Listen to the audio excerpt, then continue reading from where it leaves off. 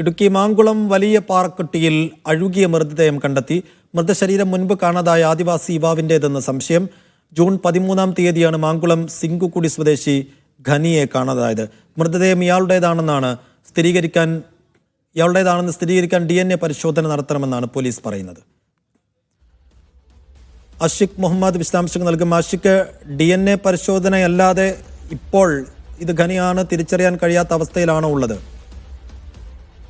ഇതിന്റെ ശരീരം ഏതാനും ദിവസങ്ങളുടെ പഴക്കമുണ്ട്. കഴിഞ്ഞ 15-ാം തീയതിയാണ് ഇയാളെ കാണാതായത്. അതുകൊണ്ട് തന്നെ ദിവസങ്ങളുടെ പഴക്കം ശരീരത്തിനുണ്ട്. ഒഴുക്കിൽപ്പെട്ടതുകൊണ്ടാണ് ശരീരം ആ നിലയിൽ കൂടി അഴുകിയിട്ടുള്ളത്. അതുകൊണ്ട് ആളെ തിരിച്ചറിയാൻ ഈ ഘട്ടത്തിൽ കഴിയില്ല. പക്ഷെ പ്രാഥമികമായ മറ്റു സൂചനകളടക്കം വെച്ചുകൊണ്ട് ഇത് കാണാതായ മാങ്കുളം സിംഗുകുടി സ്വദേശി ഖനിയാണ് എന്ന് തിരിച്ചറിഞ്ഞിട്ടുണ്ട്. എന്നാലും ഉറപ്പിക്കുവാൻ ഇത് അയാളുടെ തന്നെ ശരീരമാണ് എന്ന് ഉറപ്പിക്കുവാൻ വേണ്ടി DNA പരിശോധന നടത്തണം എന്നാണ് ഈ ഘട്ടത്തിൽ പറയുന്നത്. കഴിഞ്ഞ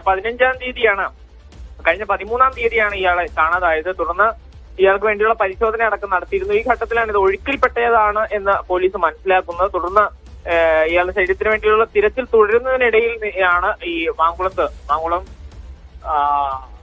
പാറക്കുടിയിൽ വെച്ച് ഈ ശരീരം കണ്ടെത്തുന്നത്. നിലവിൽ മറ്റ് നടപടിക്രമങ്ങളിലേക്ക് DNA പരിശോധന അടക്കമുള്ള നടപടിക്രമങ്ങളിലേക്ക് പോലീസ് കടന്നിട്ടുണ്ട്.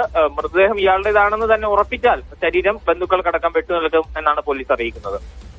ശരി ആഷിഖ്.